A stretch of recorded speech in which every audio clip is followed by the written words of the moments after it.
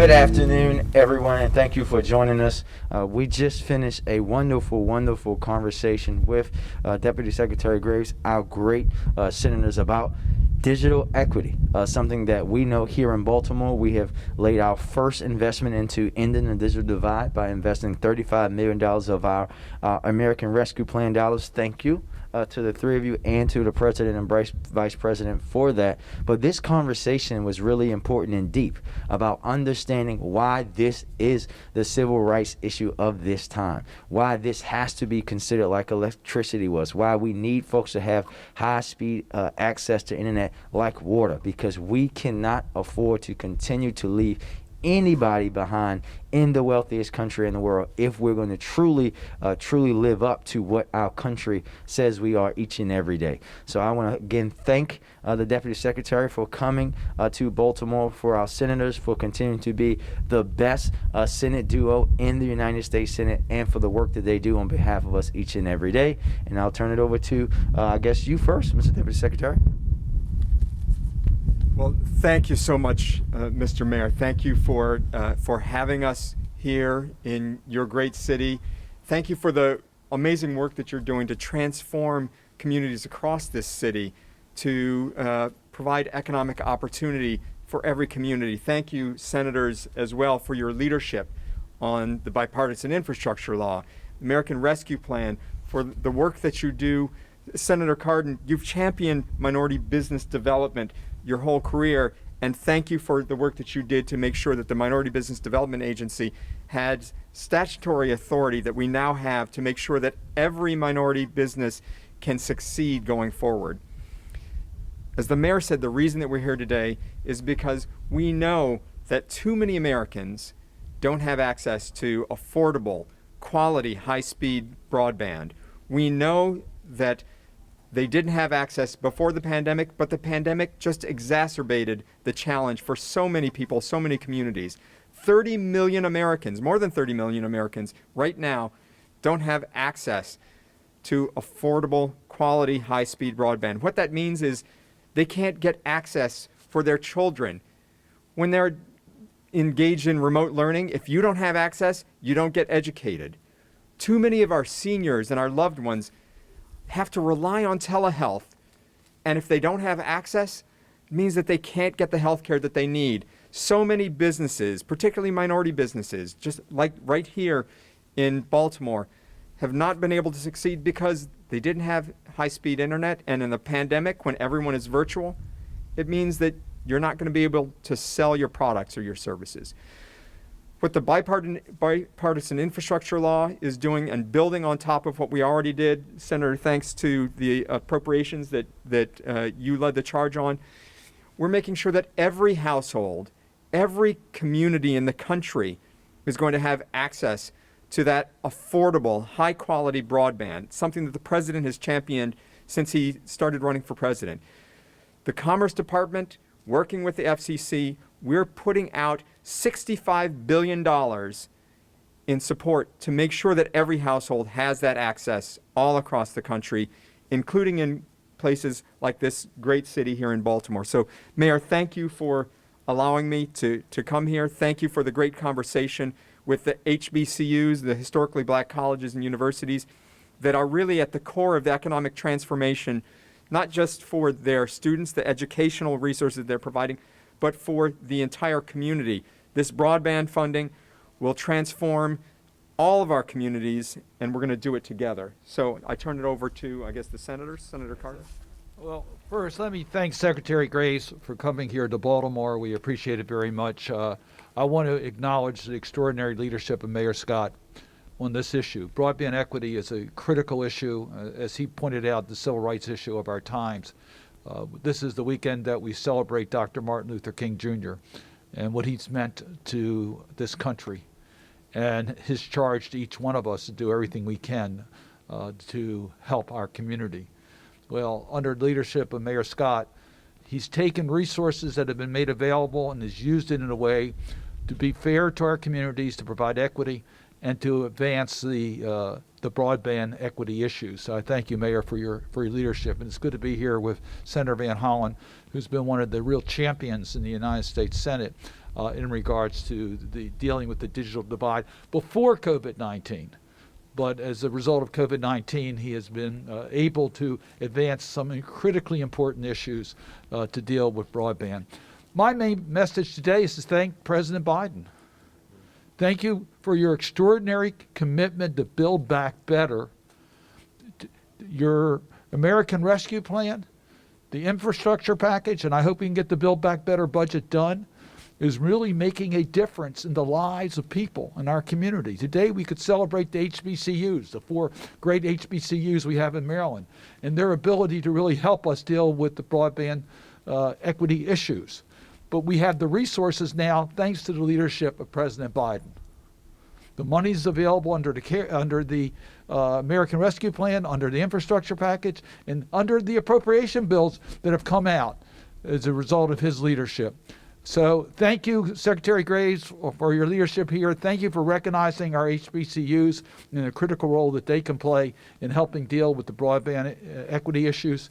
And we are committed to make sure that every home in Maryland in this nation has access to affordable, high-speed internet. It's essential, and we have to make sure that we live up to that commitment. And with that, let me turn it over to my colleague and friend, Senator Van Hollen.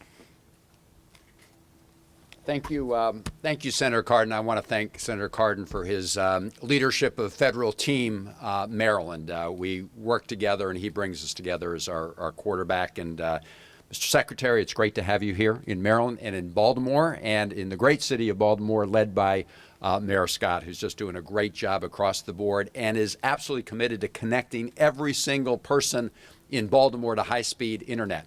You know, in the 20th century, the federal government made a commitment to connect every American household and business to electricity. We recognized that that was vital in order for households to succeed, small businesses to succeed, and access to high-speed internet is to the 21st century what electricity was to the 20th century. We've got to end the digital divide.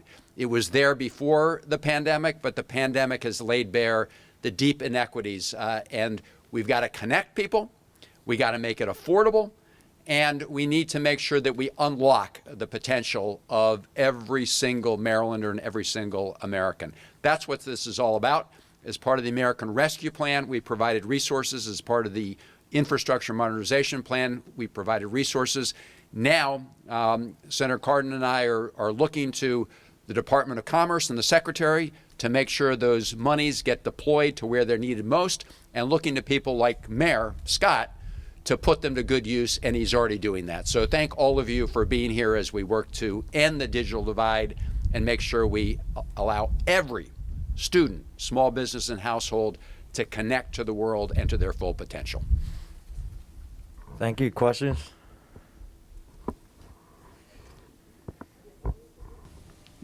Deborah Bailey from the Afro.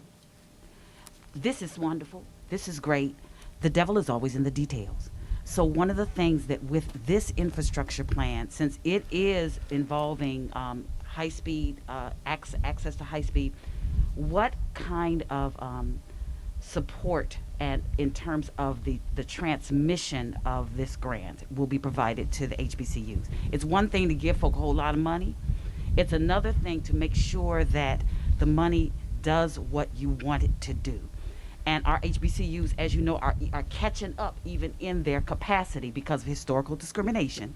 So part of erasing that is, okay, we're going to actually help you to get the money to where it needs to go. So how do you see that playing out, or who will? I know you might not have the details about it, but who will make sure that happens? It's a wonderful question. We know that if we don't provide that technical support, if we aren't working hand in hand with our partners at the local level and with our friends at HBCUs, these resources won't actually turn into opportunity for the students and for the communities. So our team at the National Telecommunications and Information Administration, or NTIA, at the Department of Commerce, is working very closely with HBCUs and minority serving institutions all across the country to make sure that as part of these grant programs, we're giving them the technical know-how, not just from the federal government, but we're making sure that local expertise is delivered to the HBCUs and to the students who are at those schools, as well as the surrounding communities. It's what we're going to be doing also with the bipartisan infrastructure law as we deliver the resources to build broadband, making sure that every community has the technical know-how so that it's not just that we're delivering the capability, that last mile of fiber, we're also delivering the knowledge, the ability to access the high-speed quality broadband, and that we're making it affordable so that you can not only pay for the service to the internet, but also afford the equipment that you're going to need to be able to get that access. So we have to look at this in a holistic way. We have to make sure that we're meeting people where they are, that they're getting the support that they need, because this is the future of our country. If we don't deliver for every community, make sure that they have the access that they need and the resources that they need, we're not going to be able to keep our lead with the rest of the world. The rest of the world is catching up. For us to maintain that lead, we have to deliver this high-speed broadband now and deliver it in a way that people can actually use it. And I can get the information on those details from your technical support here today, right? I'm sorry? I can get the information on those details from your technical support here today? Yes, absolutely. Good, thank you. Mayor, how does it feel? I'm from Fox 45. How does it feel to be able to progress in this way during the pandemic, and what's next for the city? Well, for us, this is just, as we said earlier, the down payment on how we're going to end the digital divide by 2030. And the importance is that we're going to do that work of bringing that internet access to neighborhoods in West Baltimore, bringing it to the remaining 20-something rec centers that did not have access to the city fiber system. And then we're going to do the great work of partnering with our great partners here today about how we continue that work through the infrastructure bill and beyond, about how we do something that has to be done. This is not an option, not just here in Baltimore. It's not an option for our country to not make sure that every single one of our residents has access to high-speed internet. Next question, a little off topic. Do you have a response to Mosby's indictment? Listen, Baltimore has real and deep challenges, and that's what Baltimoreans want me to be focused on. They want me to be focused on reducing violent crime in Baltimore, to continue to fight COVID in Baltimore, continue to build new and improved rec centers like we have here at Cahill in Baltimore, making sure that we're opening new schools in Baltimore, and that's what I'm going to remain focused on. My job that they assigned me to do each and every day, because that's what Baltimore in this moment requires of me. What's happening with the state's attorney is unfortunate for her, for our family, for our city, but we have a justice system that is designed to let the truth come out, and we have to all let that justice system play itself out. Thank you. Thank you. Thank you, everybody. That's it.